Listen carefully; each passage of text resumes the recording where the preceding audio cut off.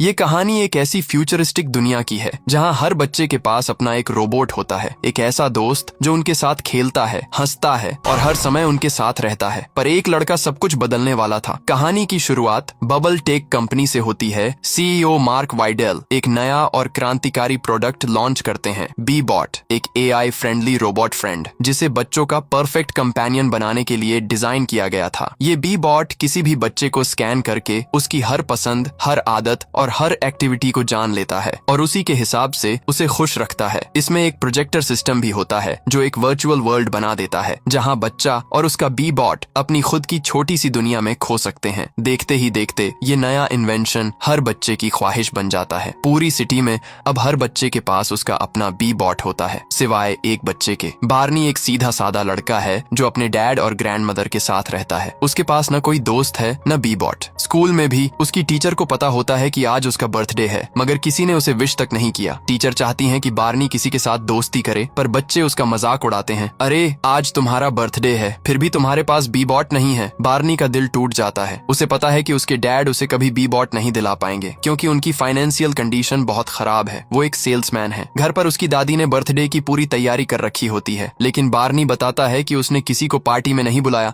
क्योंकि कोई भी उसकी पार्टी में आना नहीं चाहता। उसी समय दरवाजे पर दस्तक होती है। बार्नी बाहर जाता है और देखता है कि वहां एक बी बॉट बॉक्स रखा हुआ है। वो खुशी से उसे खोलता है, मगर अंदर सिर्फ एक पत्थर होता है। असल में ये रिच नाम के लड़के का एक प्रैंक था। बार्नी और ज्यादा उदास हो जाता है। उसके पिता ग्राहम उसे हैमर रॉक गिफ्ट में देते हैं जिससे उसका मन और बुझ जाता है। ग्राहम समझ जाते हैं कि बार्नी को सच में एक बी बॉट चाहिए, इसलिए वो अपनी माँ डोनका के साथ रात को बबल स्टोर पहुंचते हैं। लेकिन वहां की एम्प्लॉय ब्री बताती है कि बी बॉट लेने के लिए प्री ऑर्डर 3 महीने पहले करना पड़ता है। निराश होकर वो लौटने ही वाले होते हैं कि ग्राहम की नजर नीचे रिसाइकलिंग जोन में जाती है जहां एक डैमेज्ड बी बॉट को फेंकने के लिए ले जाया जा रहा होता है। वो तुरंत उसे खरीद लेते हैं। अगली सुबह जब बार्नी उठता है तो अपने कमरे में बी बॉट देखकर झूम उठता है। वो अपने डैड को गले लगाकर थैंक यू कहता है, लेकिन जब वो बी बॉट को ऑन करता है तो वो चालू ही नहीं होता। बी बॉट खराब था। काफी कोशिशों के बाद बार्नी उसे किसी तरह रिएक्टिवेट करता है। बी बॉट अब चालू तो हो गया था, मगर बबल नेटवर्क से कनेक्ट न होने के कारण वो बार्नी की बातें समझ ही नहीं पाता। वो बाहर सड़क पर चला जाता है। एक गाड़ी के नीचे आने से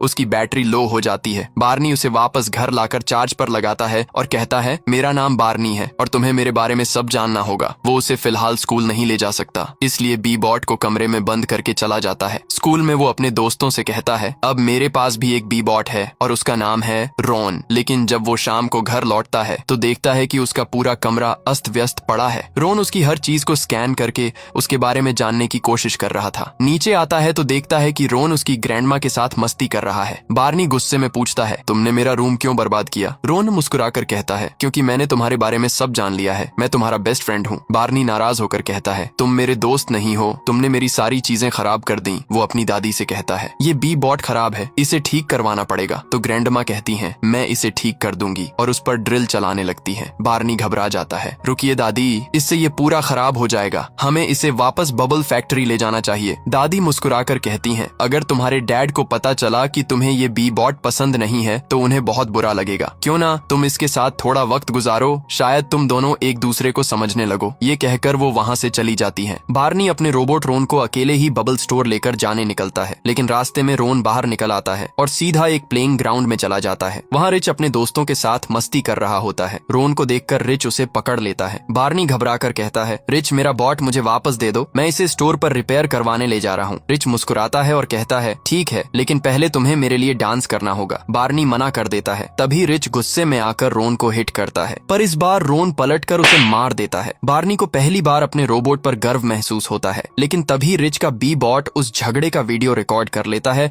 और पुलिस को कॉल कर देता है। बार्नी ये देखकर रोन के साथ वहाँ से भाग जाता है। दोनों हंसते हुए दौड़ते हैं, लेकिन थोड़ी देर बाद बार्नी रोन से पूछता है, बी बॉट तो किसी को चोट नहीं पहुंचा सकते क्योंकि उनमें मेगा सेफ्टी कंट्रोल होता है, तो तुमने ये कैसे किया? रोन मासूमियत से जवाब देता है, मेरे पास वो मेगा सेफ्टी कंट्रोल नहीं है क्योंकि मैं बबल नेटवर्क से कनेक्ट नहीं हूँ। उसी समय पुलिस पहुंच जाती है और दोनों को बबल फैक्ट्री ले जाती है। वहाँ ग्राहम और उसकी ग्रैंडमा को भी बुलाया जाता है। पुलिस अफसर ब्री पर गुस्सा करता है, तुम्हारा रोबोट खतरनाक है, इसने एक बच्चे पर हमला किया है। बार्नी बोल उठता है, नहीं, रोन मेरा दोस्त है। ब्री उन्हें समझाती है, हमें इस रोबोट को रिपेयर करना होगा। जब वो सिस्टम चेक करती है तो पता चलता है कि ये बी बॉट किसी भी नाम पर रजिस्टर्ड नहीं है। बार्नी की ग्रैंडमा बताती हैं, हमने इसे रिसाइकलिंग वर्कर से खरीदा था। ब्री घबरा कर कहती है, ये बोट तो इलीगल है, हमें इसे तुरंत क्रशर रूम भेजना होगा। रोन को नष्ट करने का आदेश दे दिया जाता है, लेकिन अब बार्नी और रोन के बीच सच्ची दोस्ती बन चुकी होती है, इसलिए बार्नी उसे बचाने के लिए क्रशर रूम में घुस जाता है और उसे वहां से निकालकर भाग निकलता है। अब पूरी बबल फैक्ट्री उनके पीछे पड़ जाती है। बार्नी को एक आइडिया आता है, वो रोन की जगह किसी और बी बॉट को रख देता है और रोन को अपने बैग में छिपा लेता है। जैसे ही दूसरे बोट को डिस्ट्रॉय किया जाता है, सबको लगता है कि रोन अब खत्म हो गया है। बार्नी किसी को कुछ नहीं बताता, यहाँ तक कि अपने डैड और ग्रैंडमा को भी नहीं, और वो सब घर लौट आते हैं। इसी बीच बबल कंपनी के सीओओ एंड्रयू बहुत खुश होते हैं, क्योंकि उन्होंने अभी अभी 100 मिलियन बी बॉट्स बेच दिए थे। तभी स्टोर गर्ल ब्री उन्हें बताती है, सर, एक बोट ने एक बच्चे पर हमला किया है। ये सुनकर कंपनी के सीईओ मार्क वाइडेल हैरान रह जाते हैं, क्योंकि उन्होंने तो बोट को ऐसा बनाया था कि वो किसी पर कभी हमला न करे। लेकिन एंड्रयू को सिर्फ पैसों की फिक्र होती है। वो कहता है, अगर ये बात बाहर निकल गई तो हमारी कंपनी के शेयर्स गिर जाएंगे। ब्री कहती है, चिंता मत कीजिए, हमने उस बोट को क्रशर में डाल दिया है, किसी को कुछ पता नहीं चलेगा। दूसरी तरफ बार्नी रोन को एटिक डेक में छिपा देता है ताकि किसी को उसकी मौजूदगी का पता न चले। वो रोन से कहता है, मैं तुम्हारा दोस्त हूँ और अब मैं तुम्हें सिखाऊंगा कि असली दोस्त कैसे बनते हैं। इसके बाद बार्नी उसे सिखाने लगता है कैसे हंसना है, कैसे खेलना है और कैसे लोगों से बात करनी है। धीरे धीरे रोन सब कुछ सीखने लगता है। दोनों मस्ती करते हैं, खेलते हैं और अब सचमुच एक दूसरे के बेस्ट फ्रेंड्स बन जाते हैं। शाम को दोनों एक क्लिफ पर बैठे होते हैं। बार्नी गलती से रोन को हल्का सा धक्का दे देता है और रोन नीचे जाकर उसकी क्लासमेट सवाना के स्विमिंग पूल में गिर जाता है। बार्नी दौड़कर उसे बचाता है। सवाना हैरानी से कहती है, तुम्हारा बी बॉट बहुत अजीब है, ये तो ऑनलाइन अवेलेबल ही नहीं था। वो आगे कहती है, अगर ये दोस्त नहीं बना सकता तो इसका कोई काम नहीं। रोन मासूमियत से पूछता है, मैं बार्नी के लिए दोस्त कैसे बना सकता हूँ? सवाना जवाब देती है, तुम ऐसे लोगों को ढूंढो जो बार्नी जैसे हों, जिन्हें वही चीजें पसंद हों जो उसे हैं। बार्नी बात काट देता है, ये बोट बेकार है और सवाना प्लीज इस बारे में किसी को मत बताना। अगर बबल कंपनी वालों को रोन के बारे में पता चल गया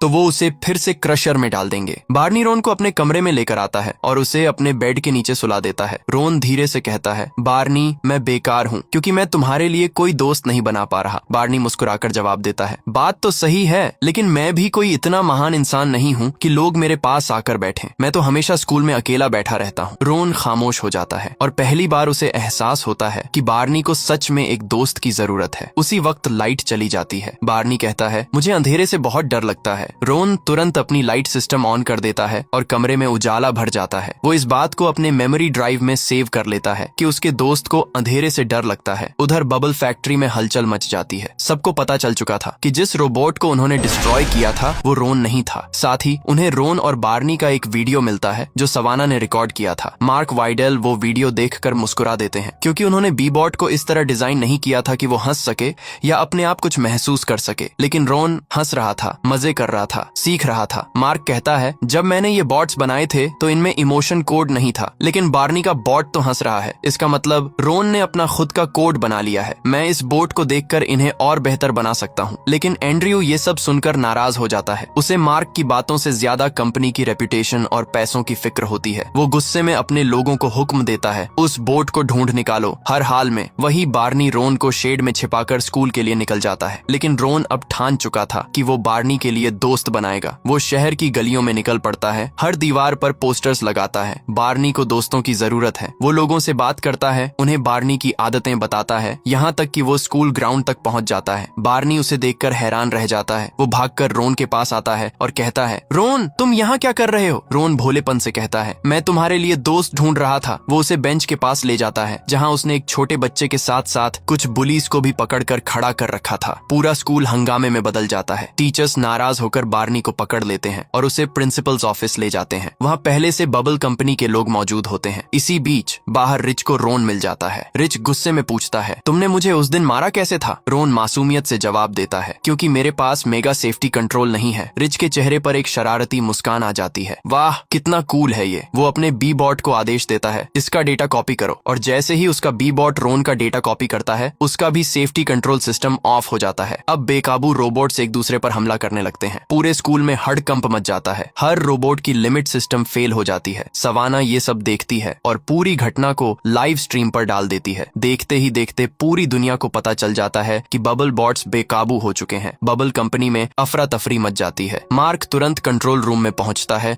और सभी रोबोट में एक इमरजेंसी पैच अपलोड कर देता है। कुछ सेकंड में सारे रोबोट बंद हो जाते हैं। शहर फिर से सन्नाटे में डूब जाता है। प्रिंसिपल गुस्से से बार्नी की तरफ देखती है। सब तुम्हारी वजह से हुआ, और उसे स्कूल से निकाल देती है। बार्नी टूट जाता है। वो रोन को लेकर वहाँ से निकल जाता है। रास्ते में गुस्से में चिल्लाता है, रोन तुमने ये सब क्यों किया? तुम सिर्फ एक डिब्बे हो। रोन खामोश रहता है, फिर धीमे से कहता है, अगर मैं सिर्फ एक डिब्बा हूँ तो मैं अब तुम्हारा दोस्त नहीं हूँ। इतना कहकर रोन वहाँ से चला जाता है और बार्नी पहली बार सच में अकेला पड़ जाता है। बार्नी जब अपने घर लौटता है तो देखता है कि बबल कंपनी के लोग उसे ढूंढ रहे हैं, क्योंकि उसने अब तक उन्हें बॉट वापस नहीं किया था। वो लोग उसके डैड और ग्रैंडमा को भी ये बात बता देते हैं, लेकिन उसके डैड कहते हैं बार्नी के पास कोई बॉट नहीं है। फिर भी वो लोग घर की तलाशी लेने लगते हैं। बार्नी जल्दी से डेक में जाकर छिप जाता है, जहां वो देखता है कि रोन ने जो कुछ भी किया वो सब सिर्फ बार्नी के लिए किया था, क्योंकि उसी ने उसे सिखाया था कि दोस्त कैसे बनते हैं। तभी वो देखता है कि रोन भी वहीं मौजूद है। वो खुद को बार्नी के बैग में वापस पैक कर लेता है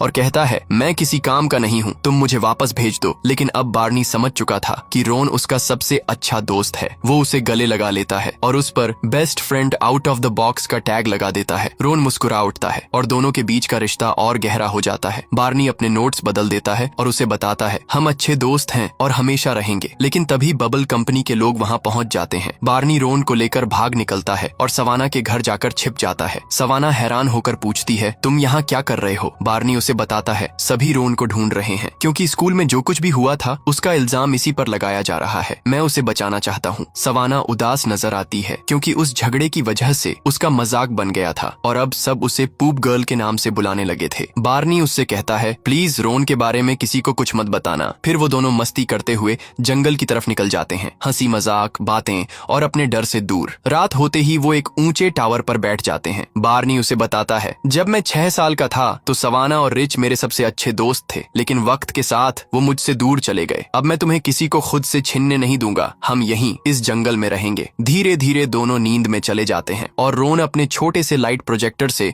बार्नी के आसपास रोशनी फैला देता है। वहीं बबल कंपनी में एंड्रयू अपने सभी एम्प्लॉइज को आदेश देता है, बच्चों का प्राइवेट डेटा एक्सेस करो। हमें रोन और बार्नी को हर हाल में ढूंढना होगा। दूसरी तरफ बार्नी के डैड और ग्रैंडमा भी उसे तलाश रहे होते हैं। वो सवाना के पास पहुंचते हैं और पूछते हैं, क्या तुम्हें बार्नी के बारे में कुछ पता है? सवाना कुछ नहीं कहती, क्योंकि बार्नी ने उससे वादा लिया था कि वो किसी को नहीं बताएगी। बार्नी के डैड परेशान हैं, क्योंकि वो अपने बेटे का ठीक से ख्याल नहीं रख पाए, लेकिन उसकी माँ उन्हें तसल्ली देती है, वो जरूर लौट आएगा। अगले दिन सवाना की मुलाकात रिच से होती है। वो उसे कहती है, कल तुमने जो स्कूल में किया उससे मेरी जिंदगी तबाह हो गई और बार्नी भी तुम्हारी वजह से जंगल चला गया। हमें कुछ करना होगा। वहीं दूसरी तरफ जंगल में मौसम बहुत खराब हो चुका था। बारिश और तूफान के बीच बार्नी आग जलाकर रात गुजारने की कोशिश करता है, लेकिन अब रोन के पास सिर्फ 5% बैटरी बची थी। बार्नी उलझन में था। वो रोन को स्लीप मोड में डाल देता है, मगर कुछ देर बाद अंधेरा छा जाता है। बार्नी डरने लगता है, क्योंकि किसी को उनके बारे में पता नहीं था। उधर बबल कंपनी में एंड्रयू सवाना के बॉट की मदद से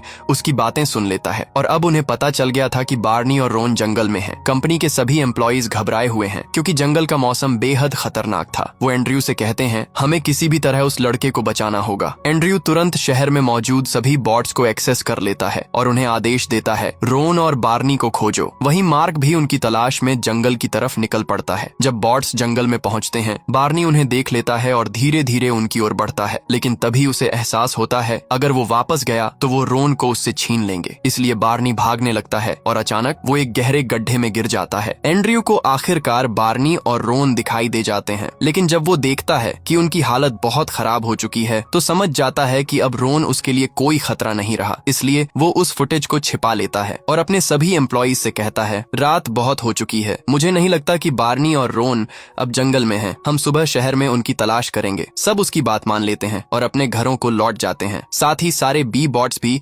डीएक्टिवेट होकर वापस लौट जाते हैं। बार्नी की तबीयत बिगड़ चुकी थी, उसका इनहेलर भी खत्म हो गया था। ये देखकर रोन अपनी बची हुई थोड़ी सी बैटरी से उसे घर की ओर ले जाने लगता है। सुबह होते होते दोनों जंगल से बाहर निकल आते हैं। बार्नी रोन से कहता है, हम घर नहीं जा सकते, बबल टेक के लोग तुम्हें क्रश कर देंगे। लेकिन रोन उसकी बात नहीं मानता, क्योंकि अब बार्नी की हालत बहुत नाजुक हो चुकी थी। तभी सवाना उन्हें आते हुए देख लेती है और बाकी सारे बच्चे भी उनके पास पहुंच जाते हैं। लेकिन उसी वक्त एंड्रयू के लोग वहां पहुंचते हैं, जो रोन को अपने कब्जे में ले लेते हैं और बार्नी को हॉस्पिटल भेज दिया जाता है। बबल टेक के सभी एम्प्लॉई बहुत खुश होते हैं, क्योंकि ये खबर हर तरफ फैल जाती है कि बार्नी के बॉट ने उसकी जान बचाई है। एंड्रयू भी ये सुनकर मुस्कुराता है, क्योंकि उसे लगता है कि अब उसकी कंपनी की सेल्स और बढ़ जाएगी। उधर हॉस्पिटल में बार्नी के पेरेंट्स और उसके बचपन के दोस्त उसके पास होते हैं। सवाना एना और रिच को भी अब एहसास हो चुका था कि वो भी रोन की तरह ही बार्नी के सच्चे दोस्त थे। जब बार्नी की आंख खुलती है तो उसके डैड उससे माफी मांगते हैं। मैं तुम्हें बेहतर जिंदगी देने की कोशिश में इतना मशगूल हो गया कि तुम्हारा ख्याल ही नहीं रख पाया, लेकिन बेटा मैं तुमसे बहुत प्यार करता हूँ। बार्नी उनसे पूछता है, मेरा बेस्ट फ्रेंड रोन कहाँ है? तभी वहाँ मार्क आता है और कहता है, मैं बबल टेक का सीईओ हूँ और वही हूँ जिसने ये बी बॉट्स बनाए हैं, लेकिन तुम्हारे बॉट का कोड स्टेबल नहीं था, इसलिए मैंने उसे ठीक कर दिया है। मगर इससे रोन का बिहेवियर पूरी तरह बदल चुका था। बार्नी मार्क से कहता है, मुझे मेरा दोस्त पहले जैसा चाहिए। मार्क कोशिश करता है, वो क्लाउड में सेव किए गए बैकअप से रोन को रिस्टोर करने लगता है, लेकिन तभी उसका एक्सेस बंद कर दिया जाता है क्योंकि एंड्रयू ने शेयर होल्डर्स को यकीन दिला दिया था कि मार्क अब कंपनी नहीं चला सकता, इसलिए एंड्रयू को नया सीईओ बना दिया गया था। बार्नी मार्क से कहता है, तो मुझे क्लाउड में ले चलो, मैं रोन को ढूंढ लूंगा। बार्नी के डैड और ग्रैंडमदर भी साथ देने को तैयार हो जाते हैं। मार्क उन्हें समझाता है, क्लाउड में 2 मिलियन सर्वर्स हैं, तुम रोन को ढूंढ नहीं पाओगे। बार्नी मुस्कुराकर कहता है, नहीं, मैं उसे जरूर ढूंढ लूंगा, वो मेरा बेस्ट फ्रेंड है। मार्क उसकी बात मान लेता है। फिर वो चारों सबकी नजरों से बचते हुए बबल टेक कंपनी पहुंचते हैं। वहां वो सिक्योरिटी सिस्टम को हैक कर बिजली काट देते हैं और मार्क बार्नी को सर्वर रूम में पहुंचा देता है। उसी वक्त कंपनी में एक बड़ा शो चल रहा होता है,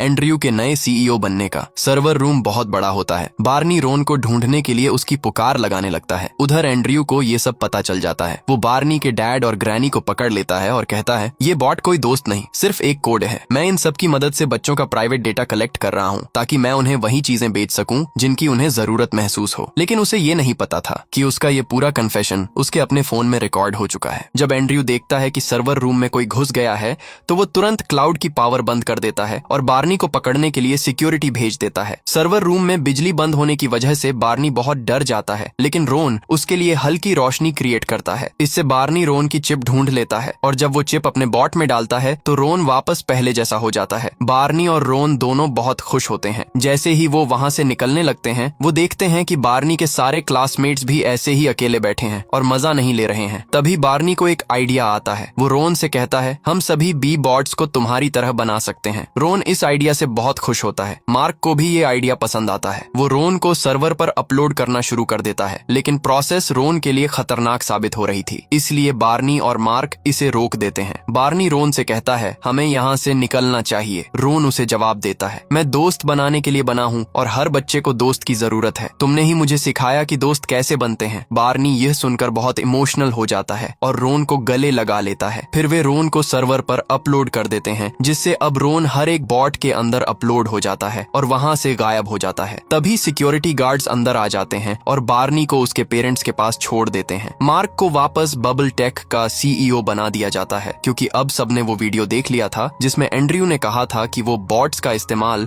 बच्चों का प्राइवेट डेटा चोरी करने के लिए कर रहा था। इसके बाद 4 महीने का टाइम लैप्स दिखाया जाता है जहां सभी बच्चों के बी बॉट्स उनके बेस्ट फ्रेंड्स बन चुके होते हैं और बच्चे अपने बॉट्स के साथ खुश रहते हैं। बार्नी को भी उसके पुराने दोस्त वापस मिल जाते हैं। यहीं पर फिल्म की हैप्पी एंडिंग होती है।